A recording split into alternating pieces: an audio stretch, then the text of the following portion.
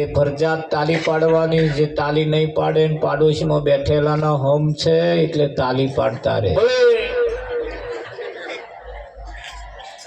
તમારા પાડોશમાં બેઠેલા તાલી ના પાડે કહેજો, તારા હાથું નહીં પણ મારા હાથું તો પાડ. ફરજિયાત તાલી કેમ પાડવાની એની પાછળનું કારણ છે. જમણા હાથમાં લેવાનો પ્રસાદ હાથમાં કરકર ચોટ્યું હોય તો પ્રસાદમાં આવે, એટલે ફરજિયાત તાલી પાડવાની. તાલી પાડવા વાળાની ખબર જોવા તમે નહીં ગયા હોય એ મોડા પડતા જ નથી. આના નહીં પાડતા ને એટલે નરી બીમારીઓ, ડાયાબિટીસ ને આવું બધું બેસી ગયું છે. આવી જગ્યાએ આવ્યા પછી આપણે પણ એક તાલી જો એના નોમની થઈ જાય. આવો આજે આપણે એમને જમાડવાના છે.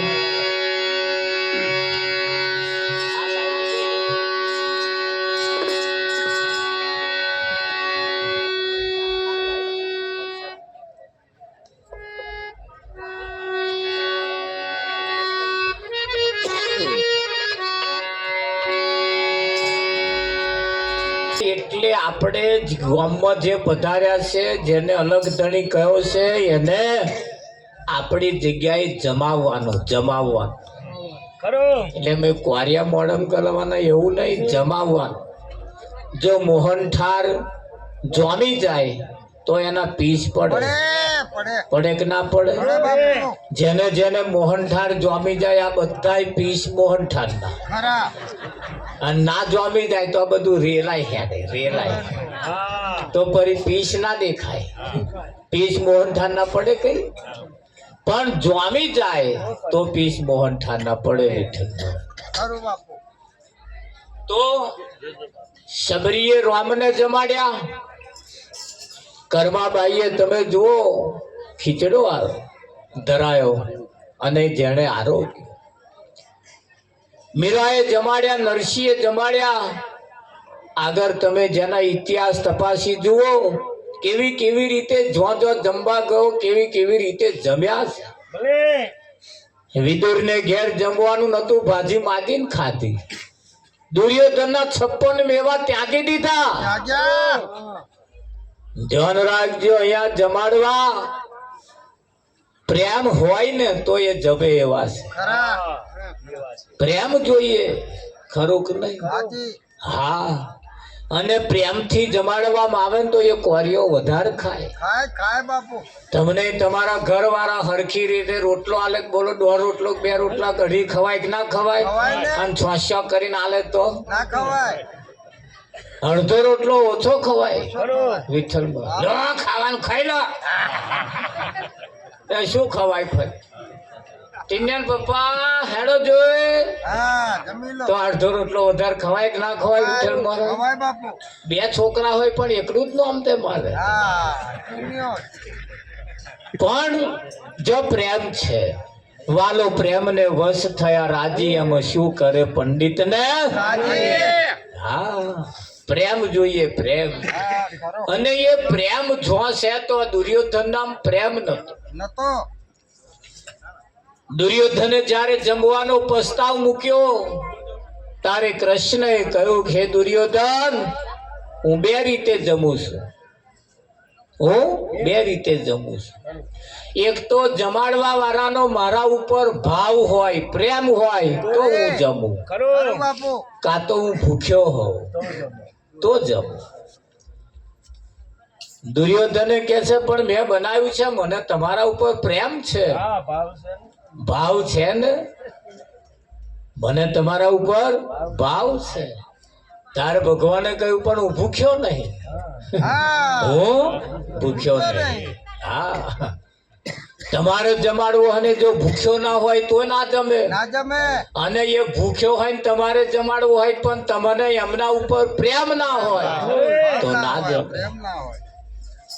વાલો પ્રેમને વશ થયા રાજી, શું કરે પંડિત ને કાજી. સોજીને પ્રેમથી શેકવામાં આવે, સોજીને તો ફર્સ્ટ ક્લાસ શીરો બને.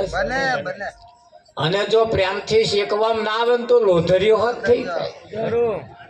થાય કે ના થાય? હા, એ બનાવવા ઉપર તે સમયે તમારો ભાવ કેવો છે એવી એની બનાવટમાં મીઠાઈમાં એમાં સ્વાદમાં મીઠાઈ આવે વિઠ્ઠલમાં તો મીઠાશ આવે બાકી આવે એવી નહીં.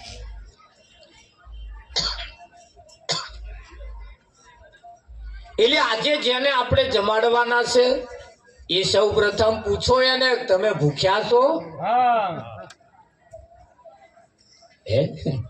એને પૂછો કે ભાઈ ભૂખ્યા છો તો એ જમી લે. હવે તમારે જમાડવા છે ને ભૂખ્યા ના હોય તો ના જમે. એ ભૂખ્યા હોય ને આપણે પ્રેમ ના હોય તો વિઠ્ઠલ મહારાજ જમે એવા નહીં પાછા જમે તો પણ એટલે કેવું પડે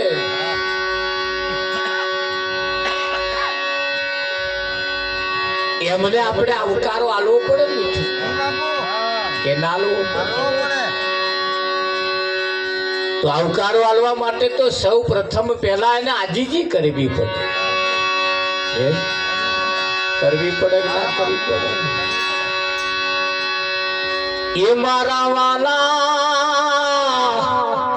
તારી સંગાત મોહન ગોઠ્યું છે.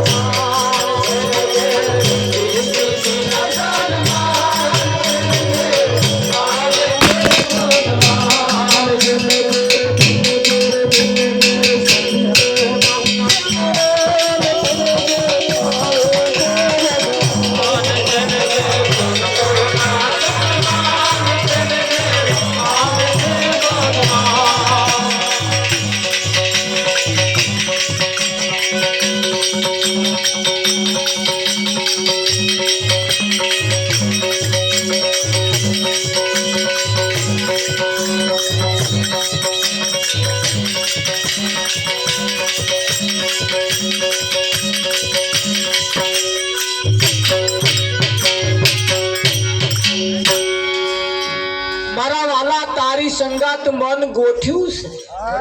બાપુ હા હવે તું અડગો રહીશ નહીં. અરે જે બાપુ જોજો આઘો ના જતો રે. હે મારા વાલા, તારી સંગાથે મન ગોઠ્યું છે. હો બાપુ ના ગોઠ્યું હોય તો હજુ ગોઠવી દીધા જેવું ખરું. અને મન જો એની જોડે ગોઠવાઈ જાય ને તો દરરોજ એની જોડે વાતો થાય. એનો નંબર લઈ લેજો. આજ આયા છે. ફોન નંબર લેતા જજો. એની જે થાય એ દરરોજ વાતો તો થાય. તો ના જવું પડે, આપણે વાતો થાય, ખબર અંતર પૂછાય. છોકરો છોકરી જોવા જાય ને પાસ પડી જાય, નંબર નહીં હાલ દેતા. ગામમાં હમી નંબર હાલે. પછી તમે જુઓ ખાધું બકા એ પેલપા હિપા ખાધું બકા, પછી બકો કોણ ને બકી કોણ, બધું એકાકાર થઈ જાય. વિઠ્ઠલ થઈ જાય કે ના થઈ જાય? આ નંબર લઈ લેવાનો એમ જે થાય. બધું રૂબરૂ ના મળાય પણ વાતચીત તો થાય. હજુ થાર આવે છે પાછા. હો ધ્યાન રાખજો. હજુ આપણે નહીં ગાધું પણ એની જોડે વાતચીત થાય, એની જોડે મનમેળ થાય, એની જોડે મુલાકાત થાય, એનો નંબર લઈ લઈએ પછી વાતચીત ચાલુ થાય. વિઠ્ઠલ થાય કે ના થાય? એ ફોન નંબર રાખે.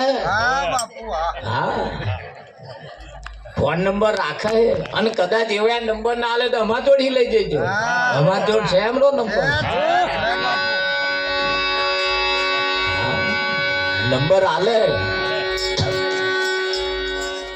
પણ એમને જો અહીંયા આવવું હોય તો એવું કહેવાય છે, જેને ઘેર સંતોનું સન્માન થતું હોય એને ઘેર ભગવાન આવે છે. કેમ આવે છે એની પાછળનું પણ કારણ છે. ભગવાને સિક્કો મારીને કહ્યું છે, છાતી ઠોકીને કહ્યું છે, વધા સંતનો તો હું દાસ છું, દાસ.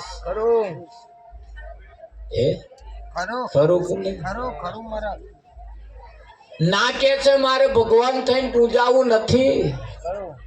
ભગવાન ના કે છે મારે કોઈનો ભગવાન થઈને પૂજાવું નથી. હું મારા સંતને આધીન છું.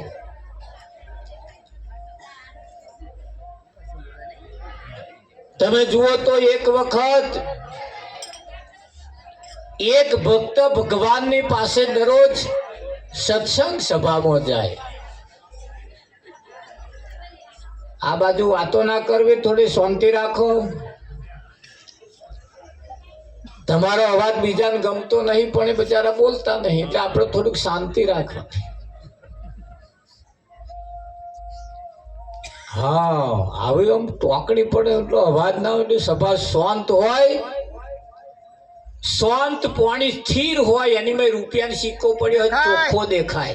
દેખાય પ્રભુ. પણ આમ હિલર ચડ્યું હોય ને ના દેખાય તો દેખાય. ધ્યાન રાખજો. એક સરસ વાત આપણે કરીએ કે એ દરરોજ ભગવાનની કથામાં, ભગવાનની જોડે સત્સંગમાં જાય. ભગવાન દરરોજ આવે, એમની જોડે સત્સંગની વાતો કરે. આ ભક્ત દરરોજ જાય. જતા જતા જતા એક વખત એક બેને એ જે દરરોજ જતો હતો ને એને પ્રશ્ન પૂછાવડાયો કે કઈ જાવ છો દરરોજ? કે ભગવાનની જોડે સત્સંગ સમાગમ કરવા જઉં છું. કેવું છે? તા કે હા. કે મેં એવું સાંભળ્યું છે કે ભગવાન અગમ નિગમની વાત જાણે છે. તા કે હા જાણે છે. તા કે જરીક એટલું મારું પૂછતાવજો ને. કે શું પૂછવાનું છે?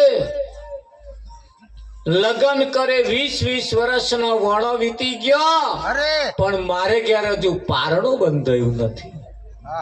એવું છે? તા કે હા.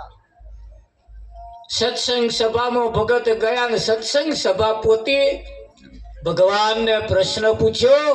રસ્તામાં એક બેને આવો પ્રશ્ન પૂછાવડાયો. ભગવાને જવાબ આપ્યો. ડાયરી ખોલીને કહ્યું કે અમને કહેજો આ વખત માં બનવાનો ચાન્સ એમના જીવનમાં નથી. નથી. ઓહો એવું છે તાકે? હા.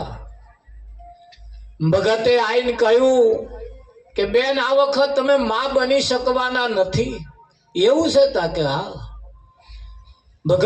ભગવાને સાક્ષાત કહ્યું તાકે? હા એમને સાક્ષાત કહ્યું, એમના મોઢે કહ્યું છે આ વખત તમે માં બની શકવાના નથી. માં બનવાનો અવસર તમને આ વખત પ્રાપ્ત થવાનો નથી. બેનને બહુ દુઃખ થયું. એ દુઃખના દાડાની અંદર દાડા ગુજારતા જાય છે ને એક વખત સંત ફરતા ફરતા ફરતા ફરતા આયા. સંત ગામના ચોકમાં ઉભા ઉભા બૂમ પાડીને કહે છે મને ભૂખ લાગી છે, જો કોઈ મને ખવડાવે તો એને ઘેર છોકરાનું પારણું બંધાય. બંધાય બંધાય. આખું ગામ હોંભરે પણ કોઈ ના બોલાયા. પેલા બોને બીડું ઝડપ્યું. અરે રામ. જેને માં બનવાનો અવસર પ્રાપ્ત નતો થવાનો એમને. એને બીડું ઝડપ્યું. ગામે આપણે મેળ તો આવવાનો નહીં, નહીં. પણ એવા કહેતા લાવો બોલાઈએ જ ખરા. એ બોલાઈએ બાપુ. બોલાયા, આગતા સ્વાગતા કરી, તેમની સેવા કરી, તેમને જમાડવા બેસાડ્યા અને એ પાછો હોમો જોડે બેઠો. અને ઘડીક થઈને ભગવાન સંતને કે મહારાજ કંઈક આપું કંઈક આપું એમ કરે. ઘણા ખરા બહેનો એમના ઘરવાળાને જમાડે ખરા, પણ એવો આ જમવા મહી બેહે ને એવો આ બાર શાકડીએ હું કે હા. અને તોરા કે ટીનન પપ્પા જોઈ જ કશું મહેરજો કહેજો જોન ડોબાન ગોતું મેલ્યું હોય એમ. એવી રીતે મળે જોડે જમવા બેવું પડે. આજ પછી બેસજો પાછા. આવી ગયો પ્રસાદ. જો આપણે પ્રસાદ આવી ગયો છે પાછા. હાલો તારે જમાડો. હા પછી પેલું આપણે પૂરું કરીએ. પેલા એમને જમાઈએ. સતગુરુ મહારાજ